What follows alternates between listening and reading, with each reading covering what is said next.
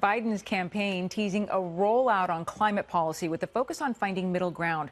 But that idea is not sitting well with the party's left wing. Congresswoman Alexandria Ocasio-Cortez, one of the architects of the Green New Deal, calls Biden's proposal a, quote, deal breaker for progressives, tweeting, quote, there is no middle ground with climate denial and delay. Blaming blue-collar Americans as the main opponents to bold climate policy is gas lobbyist 101. Let's bring in Boyd Matheson, former chief of staff to Republican Senator Mike Lee from Utah, and Dave Brown, former senior advisor and committee counsel to Democratic Senator Patty Murray from Washington. Gentlemen, thank you both for being here. And I'd like to begin with a look at the Real Clear Politics average of polls on the Democratic field.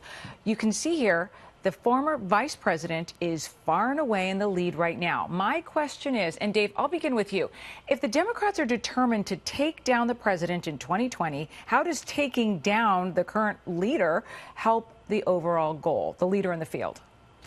Well, first, I think it's a healthy debate to have about climate change, and I'm glad we're having it, and I hope the rest of the country will tune in, because this is, as the Vice President Biden has said, this is an existential threat. It's a threat to my generation, it's a threat to my kids' generation, so I'm glad we're having the debate. If you look at the polling, particularly the recent Man-Month poll that came out looking at New Hampshire primary voters, 68% of Democratic voters in that state said the single most important thing for them when looking at a Democratic candidate and the eventual nominee is, can he or she beat Donald Trump?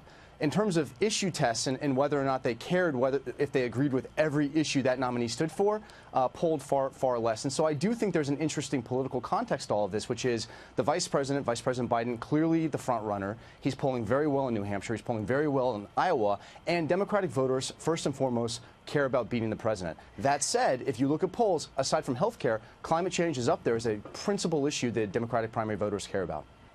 And Boyd, climate change is a very real issue, especially for Democrats. Is Ocasio-Cortez forcing Biden to the left, and at what cost?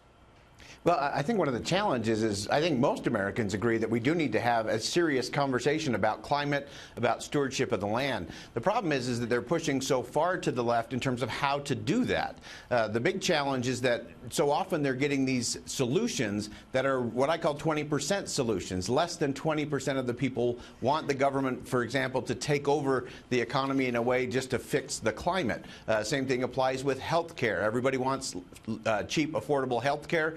Nobody wants the government to really run it. And so I think that's going to be the challenge. And I think what Vice President Biden has done is try to say that, hey, a lot of these proposals that are coming from the far left are for the kiddies table. I want to deal with the big issues. I want to take on the president in 2020. I want to get to the moral core of America. What is the essence of America? And so I think that's where the debate's going to be. The socialism stuff always sounds really good in the primaries in the spring, but Democrats and independents know that that doesn't fly in a fall election. And as David rightly said, they want to win. And so I think you're going to see a very interesting tug and pull as this continues on. Well, primaries and caucus season is always brutal for the party that doesn't have an incumbent. They beat each other up and then attempt to come together. But the DNC chair is calling for his party members to unite now. Take a look at this recent quote from Tom Perez. We know that there is so much more that unites us as Democrats than what divides us. Nothing unites us more than our shared commitment to beating Trump. Boyd, I'd like to begin with you on this one. If Dems can bring each other together in a common goal, couldn't it be a formidable force against President Trump?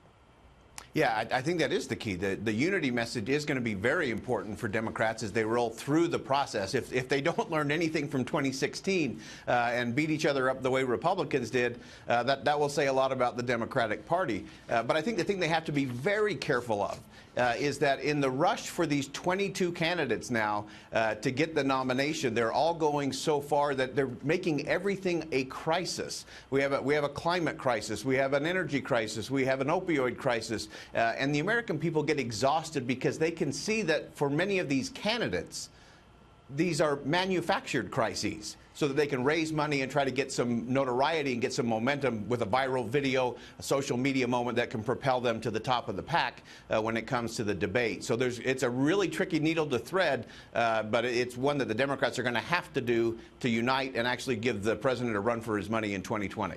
Dave, how do you think Democrats are going to be able to, quote unquote, unite when you have someone who's not even on the ticket going after the person who's leading in the polls right now? How is that even possible, especially when you're talking about an issue like climate change?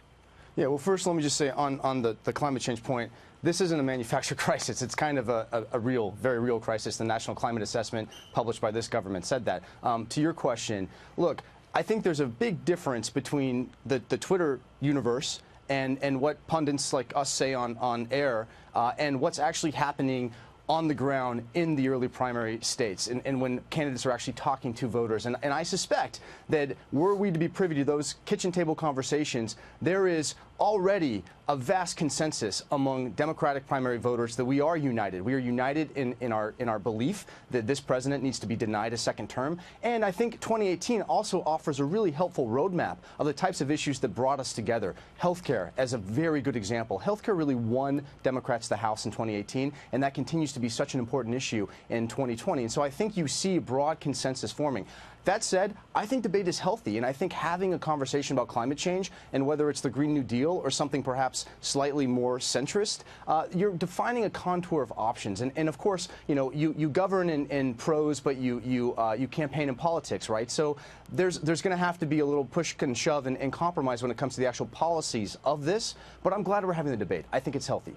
Well, thank you so much, Boyd Matheson, Dave Brown. Appreciate your time. Thanks, Alicia.